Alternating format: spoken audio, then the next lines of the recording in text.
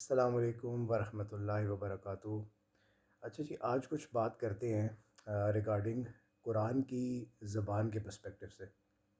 جیسے کہ ہم سب جانتے ہیں کہ قرآن عربی زبان میں نازل ہوا۔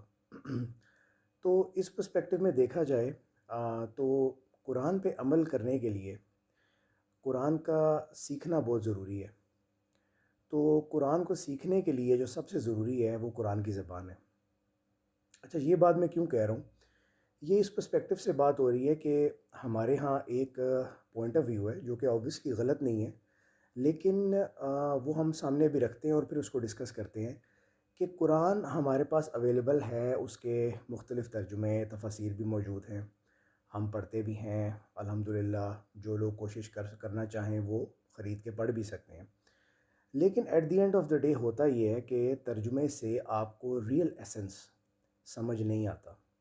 اس کی میں آپ کو چھوٹی سی مثال یہ دوں گا کہ اگر دیکھا جائے تو کسی لینگویج کا بھی جو ٹرانسلیشن ہوتی ہے نا، وہ کبھی بھی لینگویج کی سبسٹیٹیوٹ نہیں ہوتی۔ جو ٹرانسلیشن ہے کسی بھی لینگویج کی، اس کی سادہ سی مثال ہے کہ اگر علامہ اقبال کا کوئی شعر میں آپ کے سامنے پڑھوں اور ہم اس کو ٹرانسلیٹ کریں تو ٹرانسلیشن میں کبھی بھی اس کا وہ ایسنس سامنے نہیں آئے گا جو ایکچول میں شاعری میں اقبال نے کہا ہے۔ تو جو لیٹر اینڈ اسپرٹ جو اس کی اوریجنیلٹی ہے، اس کو اسی فارم میں سمجھنا ہی ہمارے لیے آسانی پیدا کرتا ہے اور اس بات کے میننگ کو ہمارے دل تک پہنچاتا ہے۔ تو اس پرسپیکٹیو سے میں سمجھتا ہوں کہ ہمیں قرآن کی زبان جو کہ عربی ہے اس کو سیکھنا بہت ضروری ہے at a very basic level, کیونکہ اوبویسلی ہم کوئی عربی دان تو ہے نہیں کہ ہم نے ساری زندگی عربی بولنی ہے، بٹ ایٹ لیسٹ جو قرآن کی عربی ہے اس کو سیکھنا بہت ضروری ہے۔ اور اس کی یہ وجہ بھی ہے کہ قرآن کی عربی نارمل عربی نہیں ہے، یہ عربی کی سپرلیٹو فارم ہے اور یہ ٹاپ موسٹ فارم ہے عربک لینگویج کی۔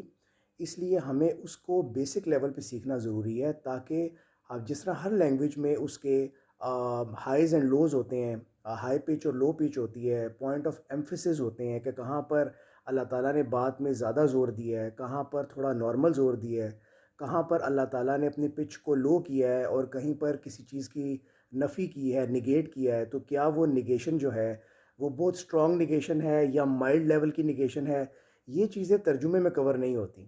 یہ آپ تبھی سمجھ سکتے ہیں جب آپ لینگویج میں اس کی پرٹیکولر جو گرامر ہے اس کے اوپر تھوڑا بہت عبور حاصل کریں۔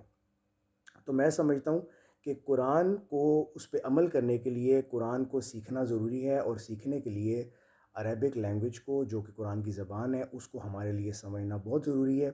تو ہمیں چاہیے کہ اپنے لیول پہ رہتے ہوئے جتنا ہو سکتا ہے ہم عربک لینگویج کو سیکھنے کی کوشش کریں۔